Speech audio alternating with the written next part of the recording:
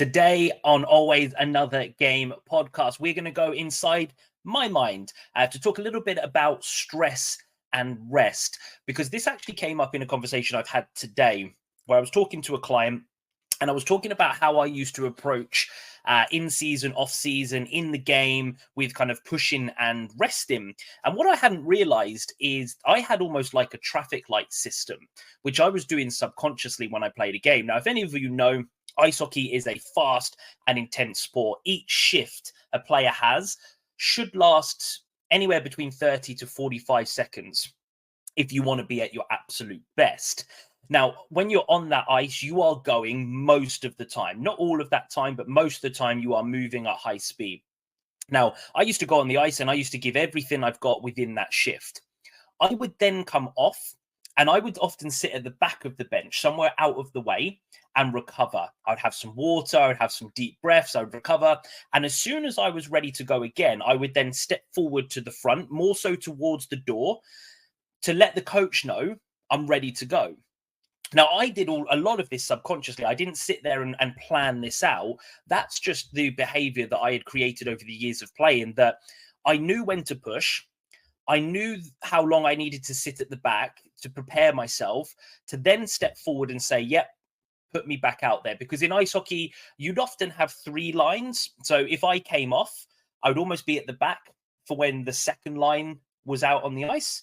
And then I would move forward when the third line was out, ready to then go back on for my shift again. Because you would often, it wouldn't be all the time, but you'd often go in a 1-2-3 pattern.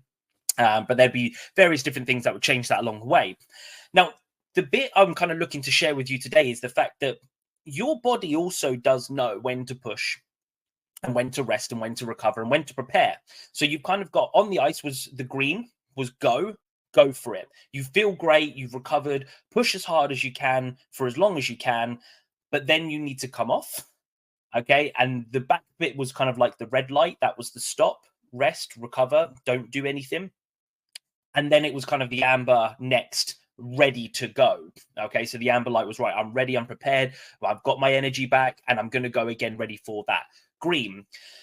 And in life, most people have got the stress phase nailed. Okay, we are constantly in a go. The world that we live in now is fast paced. We have a cost of living crisis, which I believe a lot of people are worried about. So they are working harder than they've ever before, in fear of not getting any money if they're self-employed, in fear of being made redundant or fired. You know, they're trying to do their best. And a lot of us are forgetting the rest element. Because life is based around stress and rest. We do need that push time. We do need to push and you know, to succeed, to get better. We have to have that part of anything we do, whether that's, you know, trying to get a promotion, trying to build a business, trying to build a physique. You've got to have that stress time, and stress is healthy. Okay, controlled stress is healthy. Chronic stress is where we go wrong, and where chronic stress comes in is when we forget to rest. Now, I've had a lot of clients that have been told to rest by me, by a doctor, by a friend, family member. I'm too busy. Okay, you're too busy to rest. Now, if you don't take it, you will be forced to rest because you'll be poorly, you'll be in hospital, you'll get injured. Okay, it's not something to mess with. Burnout / chronic stress is a big topic that I work with my clients, because they don't know when to stop. They don't know when to prioritize themselves. And there are three concepts of burnout. One is you work harder and harder and harder, and you neglect to give credit for the work that you have been doing. You detach yourself from your work, even though you've been so passionate about going to the gym, you've been so passionate about parenting or whatever it might be, but actually at this moment you detach yourself. You don't want to do it anymore. It's a sign of burnout. And then emotional exhaustion, where you literally just break down. They are three concepts of burnout that you need to be aware of. And with those comes warning signs. Now, I'm sure you've all been in the car where the orange light comes on. And if you take it straight to the garage, the engine light, you often get it fixed. If you forget it and you leave it, the problem gets bigger. So you do often get warning signs, and we're all different. It could be you start to feel a bit run down and poorly. It could be headaches. It could be disturbed sleep. It could be your eating behaviors. All of these symptoms that you potentially go through every day are signs that you are chronically stressed and heading towards burnout. So you can use the traffic light system and kind of say, okay, well, where am I at today? I'm a green, right? Let's go. I feel great. Let's push. Let's get as much done as I can within this time. Okay, no, I'm absolutely spent. I'm not enjoying work. I'm not enjoying being at home, whatever it might be. Okay, so that's a red light. So then we need to take, it might not even be a day off. You might need to take a holiday. Somebody who's coming on the show has done just that. They've got to the point where they needed to book an actual trip away, and I'm very similar.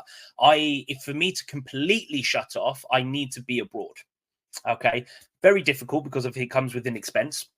But I need that time to be completely away, to completely shut off. And I try to do that once or twice a year, where I don't do any work at all, no focus. It's just phones away and relax. Then you've got the amber.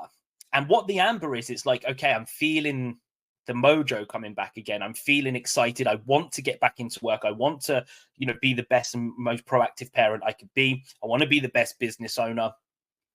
That doesn't necessarily mean you have to dive in that moment, but you can feel the buzz coming back. You're ready and you're prepared to get back into it. So it's a great system to raise your awareness of where you're currently at and what you may need to do. So you might just want to sit down with a pen and paper today, and you can literally write on there green, orange, red, and you can write, okay, well, how am I feeling right now?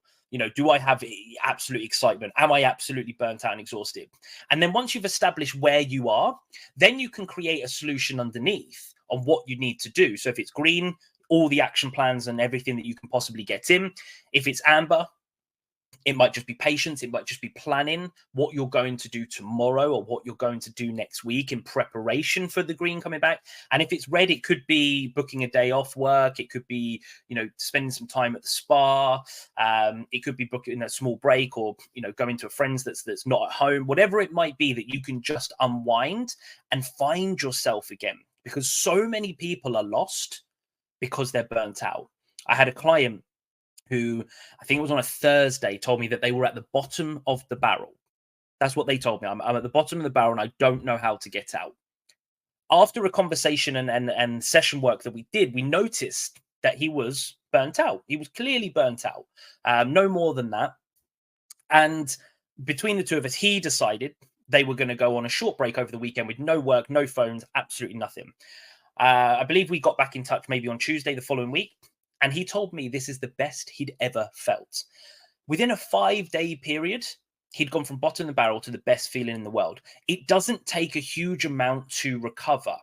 For some people, it might be an afternoon. Some people, it might be a day, 2 days. It might be, depending on your level. But what you can find out from bottom of the barrel to absolutely best feeling he's ever felt is that taking a pause can bring you back stronger. Okay, so please have a think about the traffic light system today. When is it time to go back out on the ice and on your shift and push? When is it the time to go to the back of the bench, have some water, completely rest, have some time by yourself? And then when is it the time to amber, to prepare to go back and push again? Not necessarily to go straight from red to green. Okay, that you've got to have that preparation phase ready for your shift that will be coming again once you recover. If you've taken anything away from today, remember there is no cost to watching or listening to this podcast, but there is a fee. If you have taken anything away, please like or share the episode with somebody. The aim of the podcast is just to help one person today. And you could be that person. If not, you could be the person that helps somebody else. So I really appreciate all the support. Please like and subscribe. And always remember, there is always another game. Thank you, everyone.